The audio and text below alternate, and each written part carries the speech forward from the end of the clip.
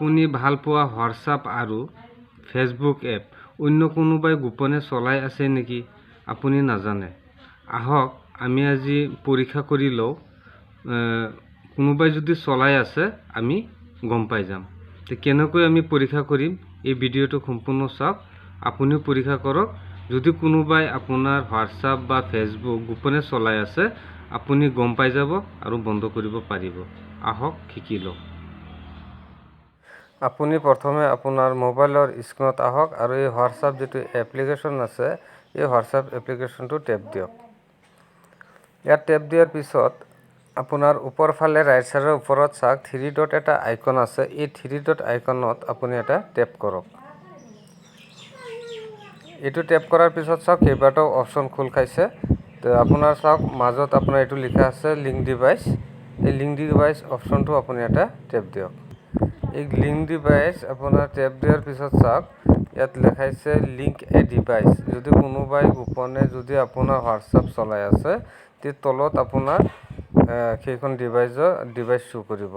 ইয়াত দেখা গৈছে ইয়াত তলত কোনো ধৰণৰ ডিভাইচ নাই, গতিকে আপোনাৰ হোৱাটছআপ সম্পূৰ্ণ সুৰক্ষিত আছে। আহক এতিয়া আমি ফেচবুক পৰীক্ষা কৰি লওঁ। ফেচবুক এপটো যিটো আছে এইটো টেপ দিয়ক। এইটো টেপ দিয়াৰ পিছত আপোনাৰ যিটো পেজ খোল খাব ইয়াৰ ওপৰত চাওক যিটো ফটো দিয়া আছে এই ফটো থকা আইকনটোত এটা টেপ দিয়ক। ইয়াত টেপ দিয়াৰ পিছত এই ফটোৰ তলতে চাওক এটা ছেটিং অপশ্যন আছে। এই ছেটিং অপশ্যনটোত এটা টেপ দিয়ক।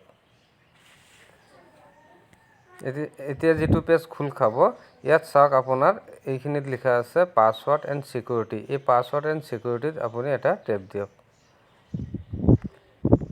এই পাছৱৰ্ড ছিকিউৰিটি টেপ দিয়াৰ পিছত এই তলত আহক ইয়াতো লিখা আছে পাছৱৰ্ড এণ্ড ছিকিউৰিটি। ইয়াতো এটা আপুনি টেপ দিয়ক।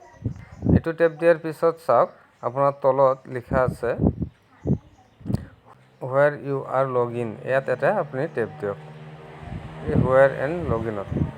এতিয়া চাওক ইয়াত আপোনাৰ প্ৰফাইল শ্ব' কৰিব। আপোনাৰ যিটো প্ৰফাইল আছে এই প্ৰফাইলটোত এই ওপৰৰটো মোৰ প্ৰফাইল আৰু তলৰটো ইনষ্টাগ্ৰাম হয়। মই ওপৰৰটো মই টেপ দিলোঁ, আপুনিও টেপ দিয়ক।